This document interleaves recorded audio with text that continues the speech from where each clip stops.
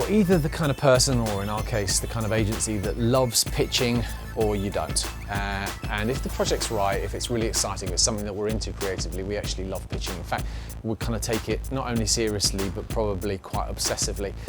So when we knew we were going to come here to the really quite delicious new Four Seasons rebranding on the Astir Palace in Athens, Greece, we kind of tried to go 2 for 1. What we did was we called up our friends at D Models and got the really quite stunning Maria and the lovely Bernadette and just put them through their paces here to see what it would look like if we did a fashion shoot. And that's going to form part of this pitch process. So anyway, here are the results.